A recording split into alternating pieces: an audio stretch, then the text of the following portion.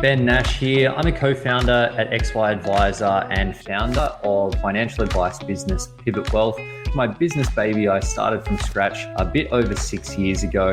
In that time, I've leveraged some of the learnings of the XY community to scale the business and become one of the better known financial advice businesses for high income accumulators. You can join me each Tuesday as I have the privilege of interviewing some amazing people where I'll selfishly be able to continue my personal journey to improve every aspect of my advice process, and hopefully you can learn a few things on the journey as well.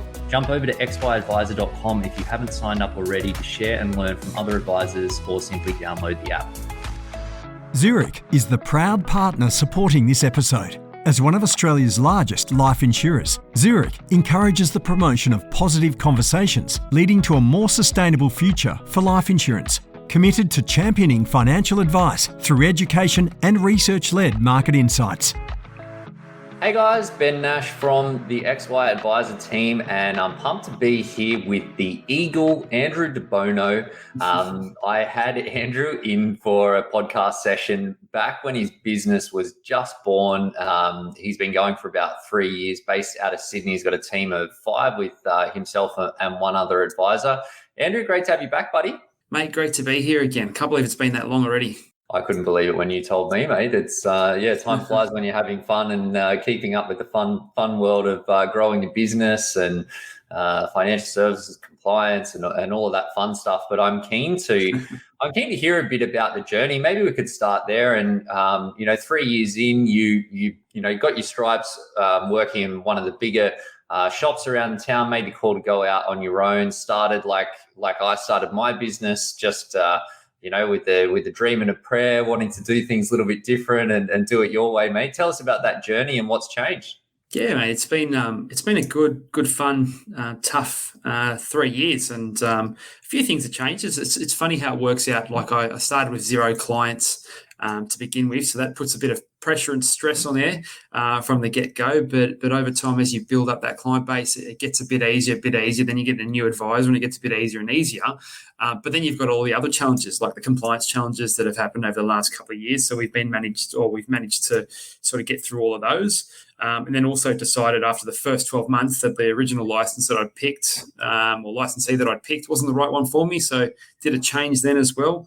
So, the journey has had a few ups and downs, but overall it's been pretty successful. A couple of IFA awards at the back end of last year. We got Newcomer Advisor of the Year for Christian, and Client Servicing Company of the Year as well, which was a bit of a shock, but I guess it just shows and acknowledges all the hard work that we've put into it. We'll reap some rewards.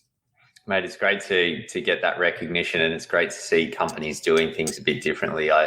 Like I say, very similar story to how I started the business back in the day, and can fully identify that, the good thing when you start a business from scratch is that your overheads are pretty low, but it certainly lights a fire that when you got no clients, no ongoing income to work with, that you've got to, make sure that you've got that clear message, that got a compelling offer so that you can build that base, build the income, and ultimately grow your business. In the early days, where did your clients come from, and has that changed, or how has that changed over time? Yeah, I think the early days, it was like all about that networking with different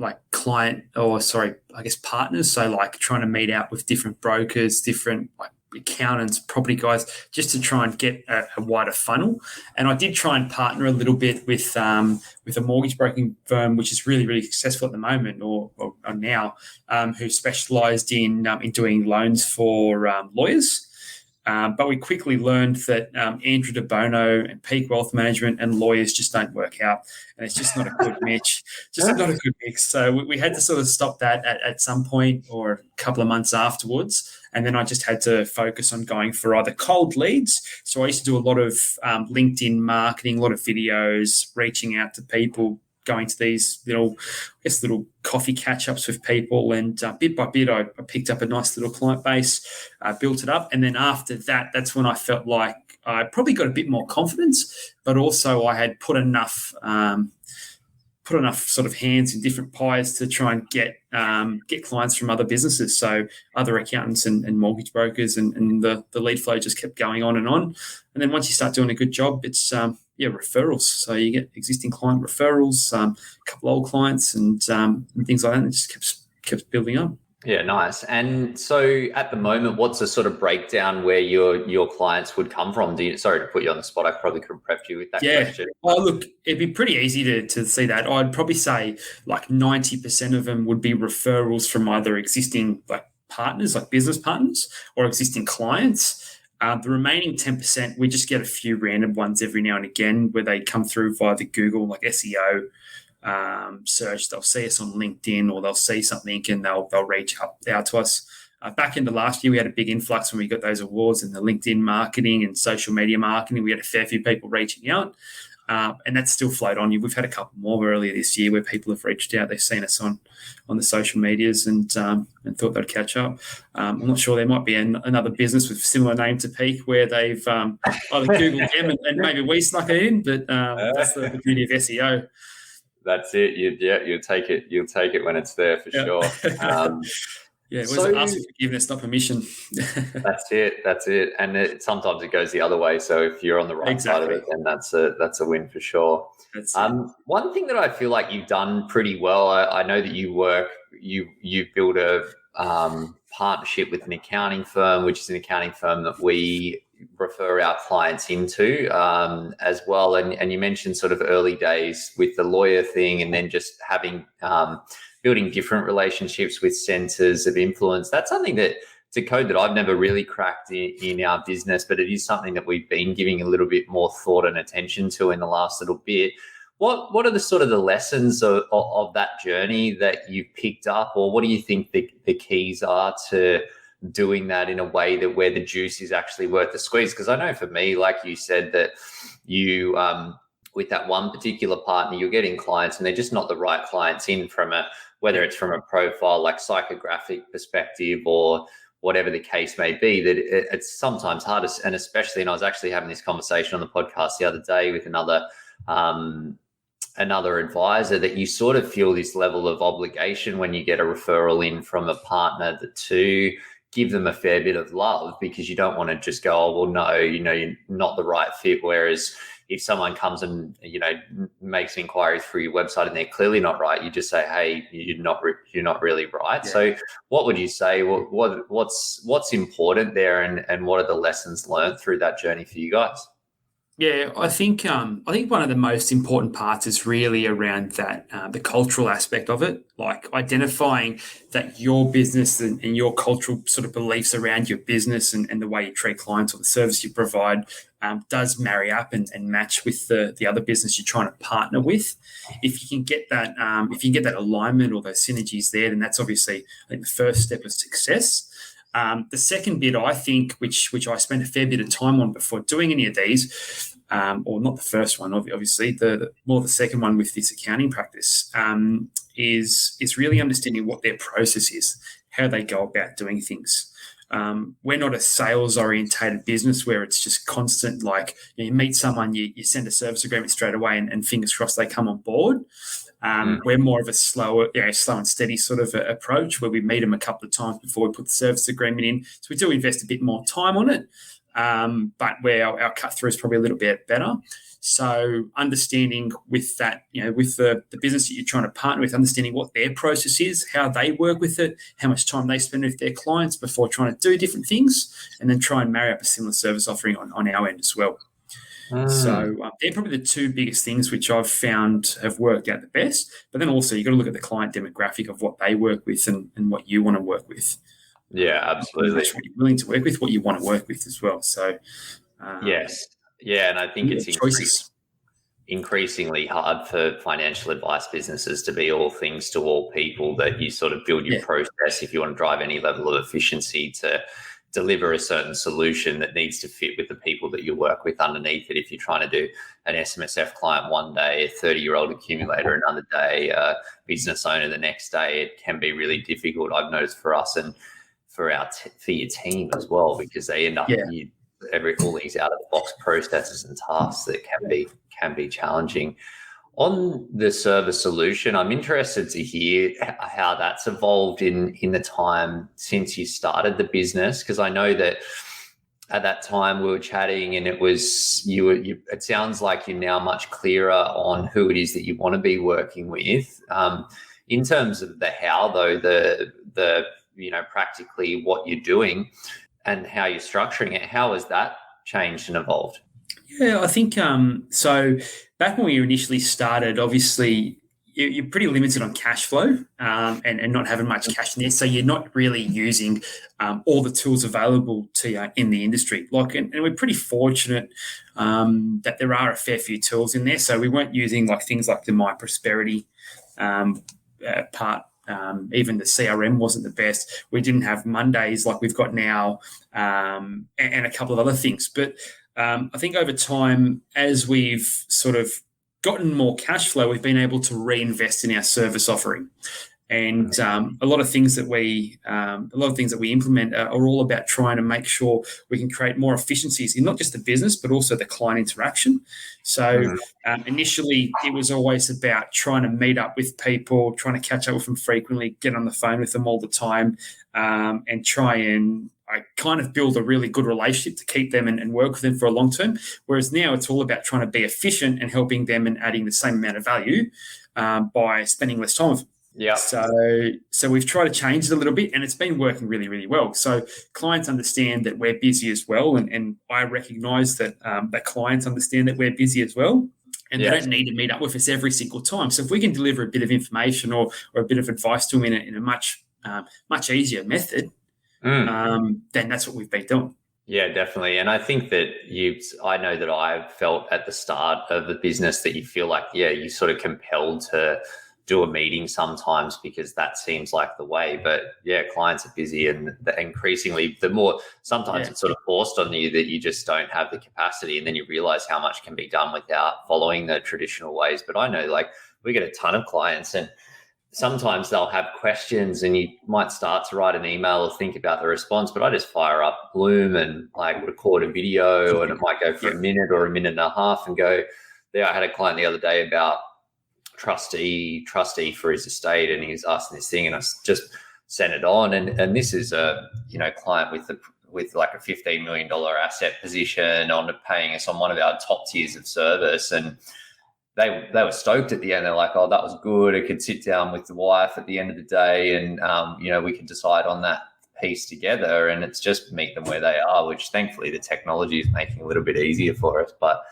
and I've also found doing that. So we've done the Loom thing a couple of times as well, and doing that is it's sort of it doesn't allow many more questions to come afterwards. If you just type an email, you sort of answer their questions, then they'll usually come back with a whole bunch more questions. So doing the video, you can just articulate it so much better and explain it so much better, in my opinion, or maybe that's just me. But it's so much better, and they can just watch it whenever they want, and then they're not going to come back to you and bother you with a whole bunch of other questions. Yeah, totally. Yeah, and I think it's efficiency for us, but then it's efficiency in them and getting their issues resolved as well. Yeah. And so, now your business has grown, a fair bit in the last few years. How do you tackle your planning for your strategic planning for the business, and what are you focused on looking forward from here? Yeah, so I'm pretty fortunate. We so part of the license, there's sort of a community involved as part of the license or through Vinarc and Gavin. And it's really good that we do different activities around the business planning and around solving problems in businesses or in financial planning businesses. So a whole bunch of us get together on a quarterly basis, different topics to discuss that. But on top of that, then we've got one-on-one sessions with our business coach, and we're going through some of the pain points and articulating how we can try and improve them. So it's been probably the biggest focus for me over the last sort of 6 months, probably a bit less actually, probably the last sort of 4 to 5 months. That lockdown period at the back end of last year, I felt like I was just chasing my tail consistently. I caught up. I did one of those, I did a little course with Vanessa Bennett. So I did a little course with her. Yeah, she's awesome. caught up with her, and we went through a few different things that we can try and look at outsourcing and take a bit more off my plate, so I do have a bit more time to do things. That's worked out really well, and we're starting to reap the real rewards for that. But for me, it's always just sort of dedicating the time on the business to help grow it, further advance it, get more improvements, streamline things. We use Mondays.com for all our processes. So instead of using the CRM, which is always pretty clunky, we use Mondays. So it's just nice and colourful. Everyone can see where everything's up to. Everyone can knows what they need to do for the day, and just seamless process. Yeah, we use Monday a fair bit as well, and the ease of use compared to some of the other tech solutions that are out there, where you've just got this massive list of stuff is, it's pretty overwhelming, and it's also hard to prioritize as well. But I think it's all those efficiency gains helpful. Vanessa's a total legend that she's got some great sort of hacks to drive more efficiencies. And productivity as well, like across a whole bunch of different levels. So I think you need every advantage with that stuff for sure. With the team growth, how do you tackle that? Like, how do you plan around that? I feel like there's no right way, but as I've been asking, because we've been sort of hiring, for what seems like the last couple of years since the back of COVID, and I think I've been in a position like you before where it's like you're just getting things coming from everywhere. And I think that's the part of business. It's the double-edged sword, I suppose. It's the part that I really enjoy. But you go, there's so many things, and you see as a business owner that you go, I could be doing marketing like this, and there's an opportunity there. Or if I had another advisor, then I could get them to look after this, so I could focus more on this other thing. How do you tackle that in your business? Yeah, it's a tough one, isn't it? And it's like I think you said it before, it's a bit of a double-edged sword because you're trying to get someone. You don't want to get them too late where it's like everyone's chasing their tail and they come in and it's not a fun environment because everyone's stressed and panicking. Yeah, you don't want to get them too early because it's like, they're just sitting there, playing on their phone because there's no work to do. And costing you money as well. Exactly, and it costs you heaps of money, So you want to try and find the right balance. The way I sort of view it is as soon as I am getting tasks back to me or tasks that are coming back to me which are a bit delayed or they're not there at the right time, like even if it's just a day delayed, I look and go, all right, we need another solution. So we need another person helping the team and help out. And then what you end up finding, or what I've ended up finding, is that if I do bring them on a little bit early, I'll go back and look at all the stuff that I'm doing on a daily basis and go, what else can I outsource? What else can I not do on my task list anymore? And then so when we do bring the new person on, it's all right, well, you're going to help out for a bit of overflow here and a bit of overflow here, but also you're going to do this part. This is your domain, and I'll coach you a bit on that, and let's get that going. Absolutely. So, there's always going to be something. I think as a business owner, I've found that as it grows, there's always something else that pops up, another task, another role, as compliance changes, new legislation, all this stuff. Something's always going to pop up, which there's going to be a time where you don't want to do it anymore. So you can outsource it.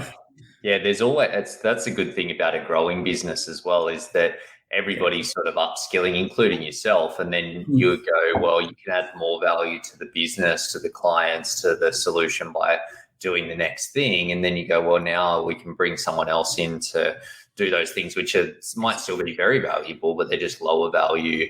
And then everyone's on that journey, which I think is helpful when you're building teams, because ultimately everyone wants to be developing. And this is the thing that I've noticed from having a lot of sort of candidate interviews over the last little bit, that where a lot of people get frustrated is if they are just pinned into a role and they don't have that opportunity or room for growing and developing their skills. I think especially with what we're seeing in the Great Resignation or the talent drought or whatever it is that they're calling it for younger people. And I find that younger team members are more attracted to our business. Like, we're younger clients, younger team already, that they want all of those things too. And it's interesting. It sort of blows me away in some cases where you see these established businesses and they're just not built for that, and they just want people to just punch in and punch out and just do that thing and expect them to do it for the next 10 years. Like, it doesn't sound like a fun time.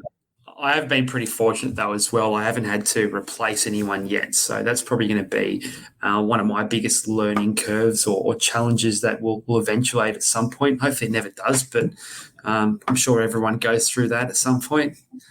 Absolutely. Yeah, I think that it's, I always say to new people when they join our team that it would be selfish or unrealistic for me to think that people's journeys won't take them beyond our business. Obviously, we do everything that we can to ensure that that doesn't happen for the right people in supporting them, but ultimately it does. And I think, yeah, for me, that's been a lot of learnings. We've had some people that have just, as time has gone on, they've realized that the pathway that they thought they wanted to go into was probably less aligned with where they wanted to be, which is unfortunate, but that's just people, right? Especially if you've got younger people that are still finding their feet in their career, or earlier on, like the first 10, 15 years, 20 years of your career, that there's a lot of different pathways in front of you. We've also had people that I think were good that we probably didn't support in the right way that ended up doing similar things at other places. And I think when that happens, it's a real learning. And it really, for me, it forced us to go, okay, well, what did happen there? And let's do a diagnostic to unpack, you often can't save the situation once something has happened, but you go, well, what can we learn so that when someone is aligned with the culture of the business, the vision of the business, what the clients want, what we need, and how do we shape things in a way that what they want to do? And for me, one of the biggest things, and it sounds like a simple thing, but our business coach has got this, calls it RPM, which I can't actually remember exactly what that stands for now, but it's essentially like you do this 3-year plan with the team and go, okay, well, in 3 years, what sort of work do you want to be doing? What do you want your focus to be? What sort of income do you want to be earning? What sort of what sort of impact do you want to be having? Actually, it's results, RPM, results plan, massive action, because it's what are the results? Yeah. And then the big thing and the super helpful thing for me is go, well, what action will you take to make that happen? Because it's great to go, well, I want to earn 250K working 4 days a week, and I only want to do, X, Y, Z roles or tasks or whatever. But you go, well, obviously this is a business and there needs to be a commercial, a way that can work commercially. So what is your plan to make that something that is going to benefit you and benefit us and benefit everybody as well? Yeah. And it's sort of really tipped the table that it seems like a simple thing. One, you're just asking people what they want, but sometimes we're so focused on trying to give people what they want that we don't always ask them what they actually want. Yeah. And say, okay, well, you want that. How are we going to do it? And then, for me, I've found that to be helpful. We do that with our offshore team. We just did a team planning session. Then it gives you things to talk to them about when you're doing your check-ins with them periodically. So I found that is a helpful part in keeping them engaged and working towards what it is that they actually want, as opposed to where you want them to go as well. Exactly. And again, I think the good thing about a growing business is that there's lots of different opportunities that if someone wants to play in the compliance space versus the advice space or the investment management space, there's probably a way that you can make that happen. Yes, certainly. As well. Yeah. What does a typical week look like for you, and how do you mentioned that you use Monday for a bit of your task management stuff, but what does a week look like, and how do you actually carve that up and manage your time? I'm usually in the office early. I'm a bit of an early riser. I'm usually in here sort of between 7 and 8 o'clock every day, depending on what football's being played. Sometimes I'll be in a little bit later if there's a Champions League game on during the week and Liverpool's playing. But most of the time, it's between 7 and 8 o'clock. I'm in the office. I've tried a typical day. So we usually have the first couple of hours is just getting a couple of tasks off that I can pass on to the team. So it's things that I don't need to do, or a bit of that workflow process where I can just go into it and pass it on. Then we have a daily huddle. So with the offshore guys, we catch up with them at 10 a.m. So it's about 7 a.m. their time. So we catch up with them at 10 a.m. where we have a bit of a chat, see how everyone went, see how they went the day before, what they're up to this week, anything holding them back, anything we can do. Bit of an update as well on the new clients front with the advisors. So how's that going? How'd you go off this meeting? What's this prospect looking like, or anything I can help, and vice versa, or anything you want to run by us. That usually goes for about 15 to 20 minutes, we find. Then from then, it's just, getting on, speaking to clients, a couple of meetings. I make a decent effort to go to the gym at 2 p.m. So I'll do that 3 days a week. Then the other 2 days, I'll do other forms of exercise after work. So I try and get that exercise in every single day. I was going to say those guns are looking great. The guns, yeah, they're getting there, eh? Pity some's disappeared. So that's pretty much a day. And then we just have meetings throughout the day. I think it's been a lot better since the post-COVID environment where clients are willing to catch up with you during work hours. Whereas traditionally, or when I first started, it was a lot of after-hours meetings. So I'd be doing, 6 o'clock, 6:30 p.m. meetings, where that's a lot less frequent these days. There is a couple of clients here and there, but the majority are meeting up with us during work hours because they're either working from home so they can sneak a little hour in or sneak a 45-minute meeting in and have a bit of a chat. Yeah. That's about it. And then, sort of once a month, I catch up with Gavin and talk a bit more about the business and different ways we can improve it, then quarterly meetings. But, it's a typical week for us. I think the biggest thing for us, we just keep that consistency on the 10 a.m. huddles. Yes. See everyone's up to. That's just, it's power. I find it so powerful, and it just gets my day, not so much started, but it just gets me going, oh shit, I need to do this and this to pass on to these people so that I'm not holding them up on their role, and vice versa. Yeah, well, I was going to ask you about the remote teams because I know that you've got a few staff offshore, and I think for us, we've found that cadence of meetings is something that's super helpful. Any other key hacks that you find makes it easier for you to work with the distributed team? Yeah. One of the other things I found is, and this was part of doing that little course with, that little program with Vanessa, was getting off my emails. So what we found then was all of our Monday's notifications and processes were hitting our emails. And then you're looking at your email, then you'll see an ad from, I don't know, something, and you click on that and you have a look, and you get distracted pretty quickly, right? Yeah. And then you're just focusing on your emails to do your workflow processes. But then what we did is we linked Mondays to Slack. Yeah. So you get a notification on Slack, have a look at that, and update anything from there. So then we're spending less time on our emails. So we sort of designate a bit of time on our emails. And then we're not getting as distracted as much from different ads and other stuff that comes through there. Mate, you've got to do anything you can because it's hard. It's easy enough to distract yourself just with the work, let alone with everything else that's out there. But I think that's the key. Yeah, for us, I've got the team onto doing these Pomodoros. I don't know if you're familiar with that, but it's I haven't heard of that one. What's that one? Pomodoro technique is you do 20 minutes of focus to some sort of, I don't know, thing. But it's you do 20 minutes focused time. So I use that for myself. It's got a little timer that you can have as a plugin on your web browser.